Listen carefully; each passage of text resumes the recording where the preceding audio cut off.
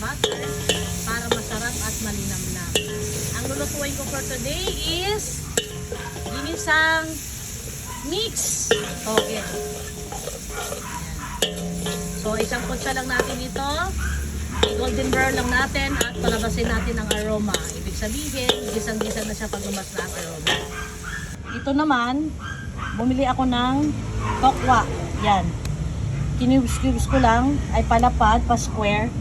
Lulutuin ko to para pang side dish sa ating toge. Nagpainit muna ako ng mantika. Pinapainit ko para hindi dumikit ang tokwa. So ito na, ready na. Ilagay natin ang baboy. Ito 400 grams ito na giniling. Ayan, kasi gisang-gisa ng ating sibuyas, bawang. So i-golden ano ko lang to, gisa-gisa. Yung ma-brown para mas masarap. At mawala ang lawsa ng baboy o nung karne. Kasi pag hindi mo ginisa ng gusto to, malangis ka. Kaya gisahin natin ng gusto. Ayan, maglagay na rin tayo ng paminta. Maglagay tayo ng paminta.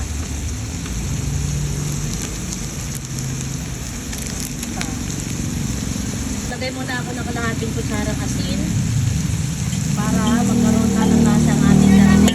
Mamaya ko na i-final ang lasa or ang timpla after ko may lagay yung mga halo-halo o mix gulay with toge.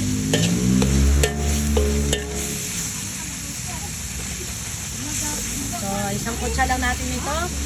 Ready na natin ibuhos ang ating halo-halo gulay.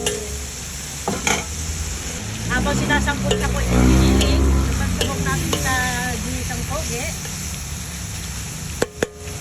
Nagsalang na rin ako ng pinaritong tokwa. Ayan, pang side dish natin yan. So ito na, maganda ng pagkasakot siya ng ating sakog. Maglalagay ako ng 2 nor beef. Nor! Nasaan ka na, Nor? Nalimutan mo na si Jenny, Nor. Nor beef yun na optional kung gusto maglagay lagay. Kung ayaw nyo naman, walang may pake. Ayan.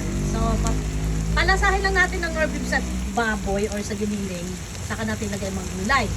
And now, habang inihintay natin yan, dito naman ang ating tokwa ay paliktarin natin para hindi ma-overcook. Ayan. Eto na, ihalo na natin ang halo-halo together o mix na toge.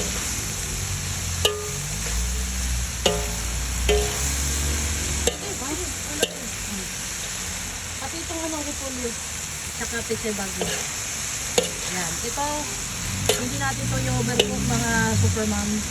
Half-cook lang natin to kasi mas matamis. Manamis-namis kapag half-cook siya. O, di na. Ha? Hindi yan. Sige, lagay mo. O. Yan. O, diba? Tatakpan lang natin yan para akala mo puno. Yan, hindi yan puno. Yan. Nilagay ko na o hiyano ko na ang repolyo at pechay bagyo. At naglagay din ako ng sili bell, pampabango at pampasarap. Takpan muna natin. Eto, naluto na ang ating ginisang mix toge. Patay na natin ang apoy para hindi siya ma-overcook. Kainan na!